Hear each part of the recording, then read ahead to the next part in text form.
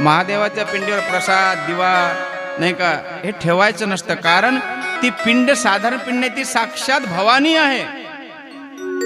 महादेव लिंग स्वरूप आहे आणि ती पिंड अशा प्रकारे भवानी आहे. म्हणून जे काही पुगी फल विडा श्रीफळ जे काही आपण नेतो ना, ते पिंडीवर कधी ठेवायचं नाही, तर महादेवाच्या जवळ त्या पिंडीच्या जवळ ठेवायचं. अजून सांगू, पुरुषांनी महादेवाला साष्टांग प्रणिपात करावा, साष्टांग दंडवत. माता भगिनींनी कधी साष्टांग दंडवत करू नये कोणत्याच देवाला. माता भगिनींनी फक्त दुरून नमस्कार करावा.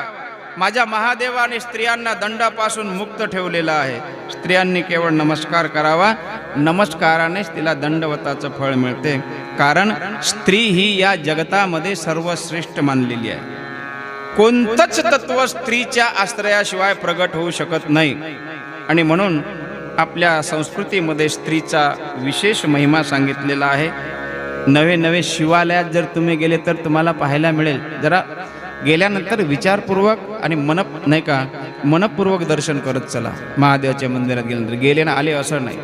बघा तुम्ही महादेवाच्या मंदिरात गेल्यानंतर गेल्या गेल्या तुम्हाला महादेव कुठं बसून दिसेल? महादेव खाली बसून आहे आणि पार्वतीची मूर्ती महादेवाच्या मंदिरात पाठीमाग वर ठेवलेली असते. पार्वती वर बसून आहे, शिवजी खाली बसून आहे. भगवान शंकरजी तुम्हा आम्हा मानवांना उपदेश करतात की बाबा, तुझं दाम्पत्य जीवन जर तुला श्रेष्ठ बनवायचं असेल तर तू तुझ्या पत्नीचा सन्मान कर, तिचा मान कर, तिचा अपमान करू नको. ज्या घरामध्ये स्त्रीचा मान राखला जातो त्या घरात सर्व देवी देवता वास करत असतात. म्हणून स्त्रियांचा आदर करावं. आपलं सूत्र सांगते, यत्र नार्यस्तु पूज्यन्ते रमन्ते तत्र देवता. ज्या घरामध्ये स्त्रीचा अपमान केला जातो त्या घरात देव असलेले सुद्धा रागावून शाप देऊन निघून जात असतात. म्हणून घरामध्ये घरच्या लक्ष्मीला आपण मान दिला पाहिजे. महादेव सांगतात, अरे बघ माझ्याकडे. त्या पुरुषाला सांगतात, तू दर्शनाला आला ना माझ्याकडे बघ, मी खाली बसून पण माझी पत्नी माझी अर्धांगिनी माझ्या पाठीमागे वर बसलेली आहे. मी तिला वर बसवलं, म्हणून तू सुद्धा तुझ्या पत्नीचा सन्मान करत जा. आणि जर सन्मान होतच नसेल तुझ्याच्याने तर अपमान तरी करू नको. आणि म्हणून महादेवजी आपल्या आचरणातून पुरुषांना सांगतात, मार्गदर्शन करतात की स्त्रीचा सन्मान करावा, तिला वर ठेवावा, आपण खाली असावं. आणि जेव्हा स्त्री शिवालयामध्ये दर्शनाला जाते त्यावेळेला महाराज स्त्रीला महादेवजी बोलत नाही, फक्त पुरुषांना बोलतात. मग तिच्यासोबत कोण बोलते तर पाठीमागे वर बसून असणारी माता पार्वती भवानी बोलते. त्या स्त्रीला मार्गदर्शन करते की हे नारी, तू शिवदर्शनाला आली तर बघ जरा आमचं दाम्पत्य जीवन. माझा मालक माझा पती महादेव सर्व देवाचा देव आहे, तरी सुद्धा तो खाली बसून आहे आणि मला मात्र वर बसवलं, उच्च आसनावर बसवलं आहे.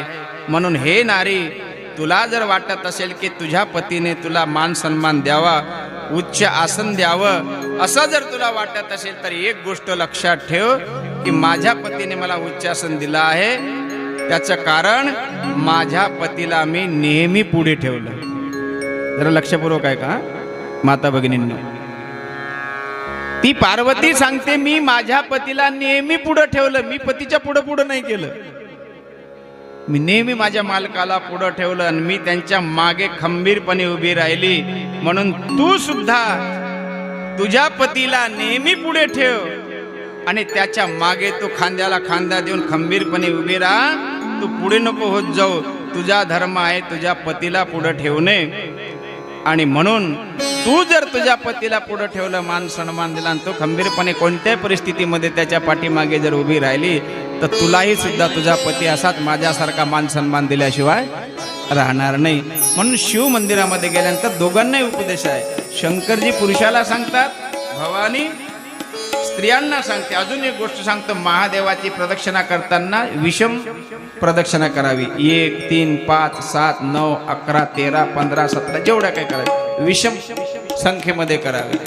आणि महादेवाची प्रदक्षिणा पूर्ण करता येत नाही, ती अर्धी करावी लागते. का तर महादेव पूर्ण आहे आणि आम्ही अपूर्ण आहोत, आणि अपूर्ण जीव पूर्णाची पूर्ण प्रदक्षिणा करू शकत नाही.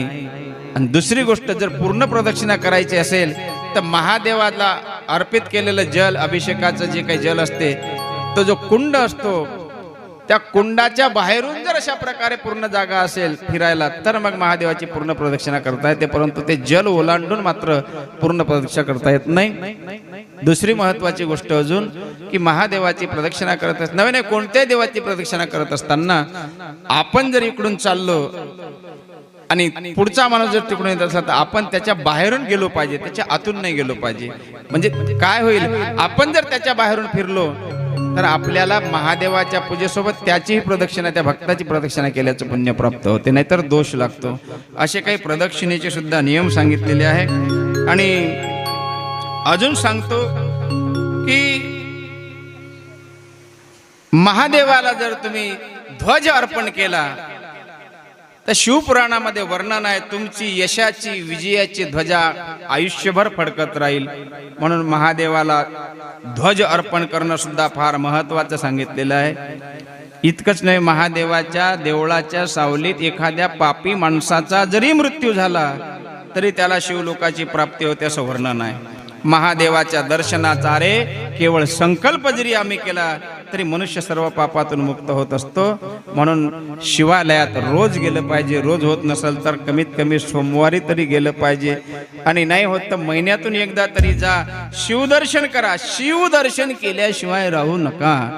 शिव महापुराण वर्णन करते, शिवालय न छोड, शिवालय